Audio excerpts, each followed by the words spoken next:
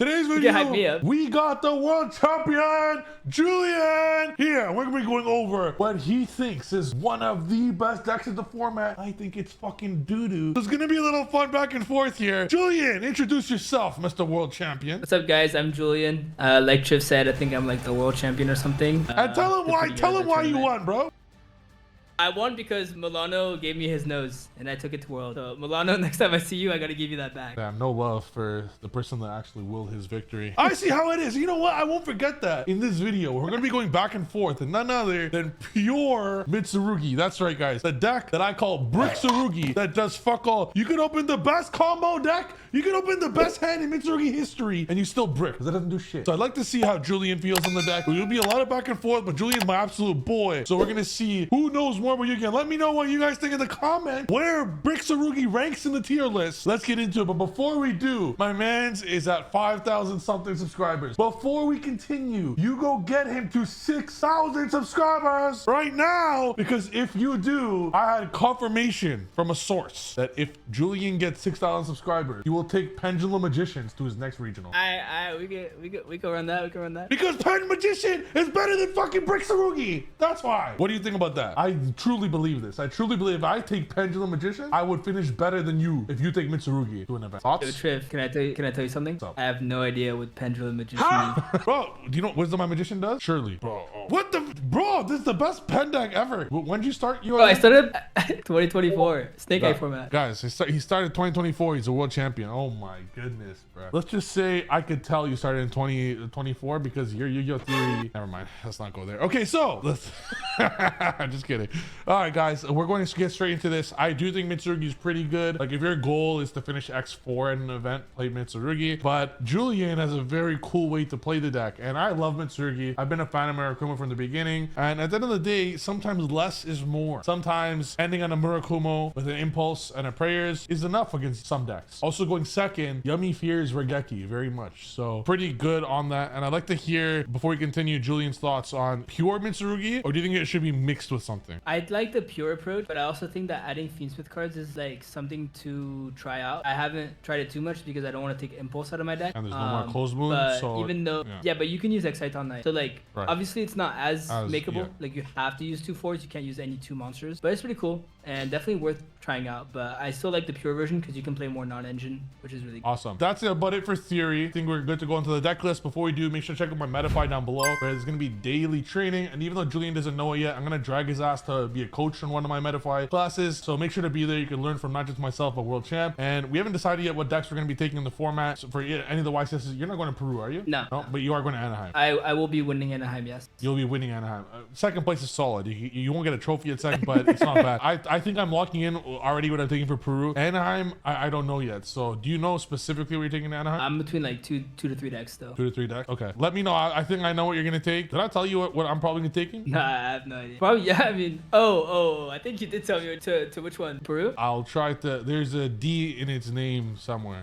Yeah, I think I know what it Okay. is. All right. Pepper's deck, baby. All right. Sorry. Okay. All right. Let's get straight into this deck list, guys. Yeah, if this video gets 1,000 billion likes, it won't change what I'm going to take, but get it there anyways. Okay. Let's get straight into this video. And this is the deck list. Julien, let me know on each card. Why do you play Futsu, Serpent? Is it necessary? Extra? Let me know on everything. Is 3 ritual necessary? Let us know. Alright, so for the ritual monsters, we play 6 total. The Habakiri is self-explanatory. It's just a 1-card starter. For the other ones, we want to play 2 more Kumo just for recursion of the deck. If you ever get Bish Shield on your Kusa, like if Bish Shields become relevant in the format, which I think they will, it's really important to have multiple. Also, hard opening it is not bad because of how many ways you have to ritual spell. This card thrives on its 2-card combos. Its 1-card combos are really strong, but it thrives on its 2-card combos, especially when going second, right? So we want to open a ritual monster plus ritual spell, which we play essentially 9 ways to ritual spell, 10 ways to ritual spell. Because of the mirror, the pre-prep, prayers also gets you a ritual spell. We also have the pots, right? So much consistency. The next thing is for the serpent, it. The reason you play it is because of Droll. I think that with all the talks going around right now, everyone is hyping up this deck. Everyone is hyping up Lunalight. Everyone is hyping up like Dracotel as well, which doesn't lose to Droll as much. But Lunalight and Mitsu are decks that are hurt by Droll by a lot, right? So I expect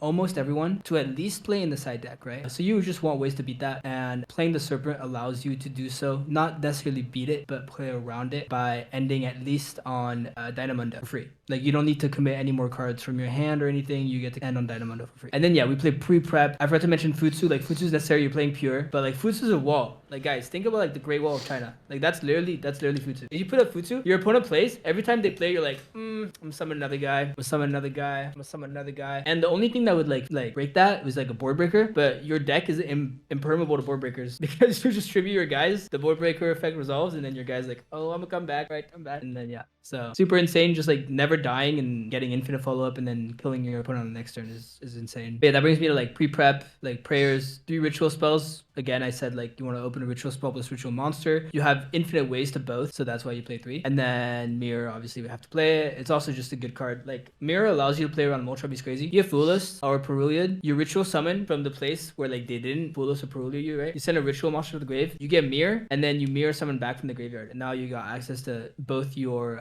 ritual monsters that you wanted. That's insane. And then the pots are for consistency. The great thing about the pots is that we don't play too many hand traps, right? We're playing 3 Foolus, 3 Ash, 3 Imperm, 3 Impulse. After those hand traps are board break. So like we don't even mind drawing those off the pots when going second. So it's just insane. And then we play droplets because it's a really good card just into the format in general. Nice. Something I just thought of that could actually be really fucking good in this deck, maybe instead of the pots or something, is Diviner. So obviously you're gonna have to play some level 2 or lower fairy for this, but let's say you go normal Diviner, they're forced immediately to need to veil it or Imperm or stop it, droplet, whatever the fuck hand trap they have to stop it, whatever. So if they stop the Herald, they just ate the hand trap. But then because you have so many ways to Habakiri, you just Habakiri anyways, and then still tribute the Diviner, and then you get the free special for free. It'd be pretty good. That's true. Yeah, that's something to look into. Like free, as far as like free interaction on something that needs to be stopped, and having then this being level 6 because you're sending Herald, obviously. Somewhat maybe you add like an Entaz if you want, but then a synchro level 6 tuner, you have a level 4s, and it's light, like it's a free Chaos Angel or something. Like it could Chaos be Angel.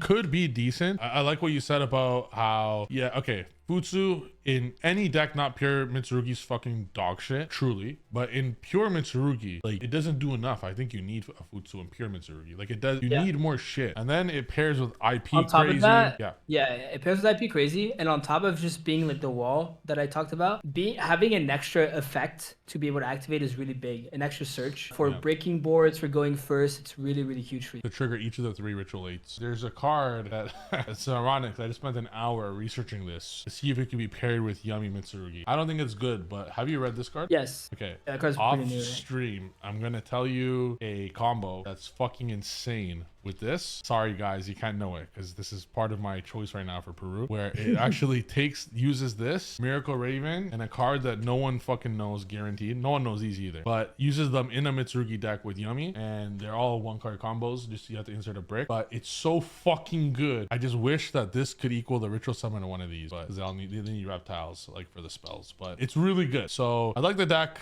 As far as like a tier 2 deck, I think it's solid. If I were to play it personally, I think it would need some extra thing. Like there's not enough substance, there's not enough meat. I know it sounds weird, but like something missing with the deck. Personally, I would probably, if you're playing pure, play it like this. Like it's pure, right? Like, but I would probably add something small. I never thought this card was necessary. I know I'm gonna get a lot of hate for this. I think this is unnecessary. I think this is unnecessary. I think these 2 are unnecessary. That was a total that was total accident. We might need that one. So, yeah, we definitely might need that. So this is not what I'm going to show you guys right now is not a pure deck, but this is just like, if let's say you want to play Mitsurugi because Mirakumo is so fucking broken, right? I would like playing the deck as a 1-card combo deck personally. So let's say the idea of the deck is you want to play it as a 1-card combo deck. We're looking at the first row is 10 1-card combo to lead to a full combo. Let's say you want to do Diviner or let's put Aramasa even, whatever. These are all 1-card. I prefer Diviner personally, actually, because Diviner, you're gonna like, actually no, we'll do Aramasa, fuck it. This gives you 13 one-card combos. You still have the exact same amount of hand traps. I'd probably even insert more. I'm not saying I'd probably rather play all hand traps, but just imagine you have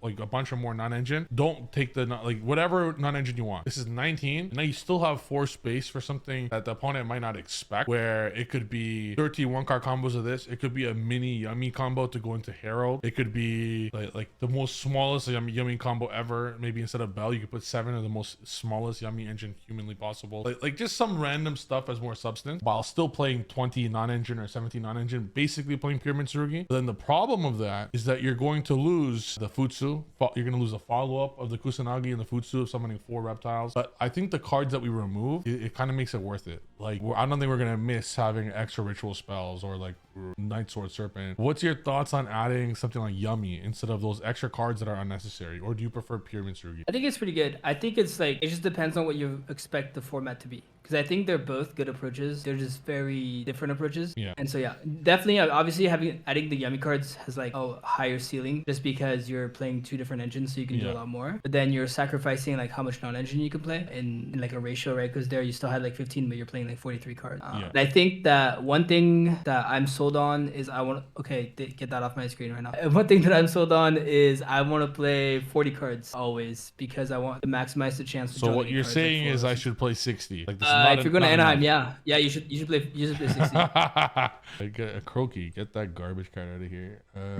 1 sec. 3, 6, 9. Yo guys, I think I should take this to Anaheim. Guys, this is not the goot. If you're watching right now, please skip forward about 2 minutes and your eyes will stare. Guys, should I take this to Anaheim right now? Can you take Pure Mitsurugi? I'll take this. Wait, 1 sec. Hold up. Let me just add more cards. 1 sec. I'll make a wager with you that I'll take 60 card Yummy Mitsurugi. You take Pure Mitsurugi, and I'll make a wager with you, like I'll put up both of my YCS trophies for your World's Trophy. I can't wager my World's Trophy, man. I don't even have it yet. That's because he knows he's gonna lose. No, I'll win. I don't know about Pure Mitsu though. That's maybe the other deck, the other one. The other one that you said was good? Yeah, the other one I said is good. Pendulum Magicians? That might be the good. Sounds good. Don't tell them. Yo, I might just take this, bro. Yo, you know, like 60 card Yummy Mitsu is like on my. You know what I'm taking, but if I wasn't taking that, I would take this. All right. Like this. Oops, wrong one. Sorry. This is another version, guys, but it's basically the same thing. This is just all hand trap, basically version or non-hand trap. They're both good. Like, don't get me wrong, but I just feel like with Mitsurugi, you're obviously gonna run into multiple combo deck. Like, there's gonna be someone playing fucking K9 insert random K9 Crystron, K9 VS or whatever, and it's gonna do so much that it'll just be too much for Mitsurugi to deal with. Mallet, you know? Do you think this is enough interrupts? I think when you go first, you set up like a decent amount. I think if you get like even if you get Moltrami, like you just give them like 2 draws and you set up essentially your full combo. Very good for Charmies. Very good versus Charmies. Crazy versus that. I measure in these formats. I measure how good a deck is based on how I can deal with Moltramis. Because if you're playing a deck, it means that the deck you choose, right, should win like every time you go first. If you don't get interrupted, you should win every time you go first. So then, what's the next factor that we want to consider is how often do we win when we get Moltrami? Right? Like if you're playing like Life Twins, guess what? You're winning 0% of the time you get blows if it win a result. Like actually, right? Like you can't do anything. You have to give your opponent like 15 draws. Facts. Like that's kind of how I rank the decks right now. Like Luna is interesting because Luna Light, if you get Moltramine and you give your opponent 20 draws, sometimes you still win, but then sometimes you get destroyed because they're playing Malice and they have an out, like in engine out. And what do you think about this card?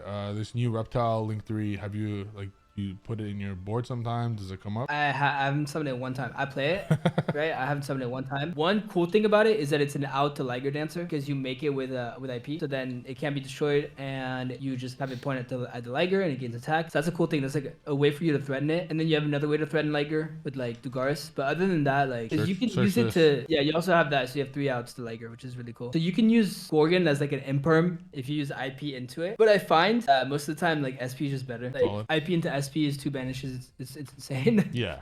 But it's cool to have. Solid deck. It's like solid deck. I think it's probably tier 2. Some people are putting tier 1. Great Yummy matchup, which is good. Yummy obviously fears Murakumo. Fuck, every deck should fear this card. This card's fucking broken.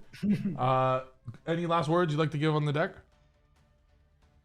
No, yeah, that's pretty much it. Just like overall good deck. The one thing, actually, yeah, you're right. I have a last word. Draw feels terrible. When you get drawn in this deck, it feels terrible, which is what I don't like about it. That's my main issue. Which is why I like playing the Serpent, because it makes it a little more manageable. But if you're playing, I think that this deck has a really good Dracotel matchup. If you play against Dracotel in this deck and they draw you, guess what? You're getting drawn every turn. Athalion, add back draw. Athalion, add back draw. Athalion, add back. Like, oh my god, right? So like, the draw feels so bad. Yeah. I could see that. Let's be Arthalion adding back those like turn skip hand traps must be so crazy against those matchups. Yeah, like Malice, like a infinite Tsukiyomi of Lancia is actually unwinnable. God, That's actually unwinnable. I played that one. That's unwinnable for sure. And there's like they don't even play Veiler and shit, you know, Imperm. No, the worst part is they add back the Lancia on the turn. Like if they do it when they add it back on the turn that they lancied you, you can't even visual it out. You can't even move it. That's ass. You're like, bro. Like, good, free me, please. literally. Good stuff. Love to hear the insights of a world champion. Make sure guys subscribe to Julien down below and check out the Meta 5 for daily classes. And we'll see you guys in the next video. Peace.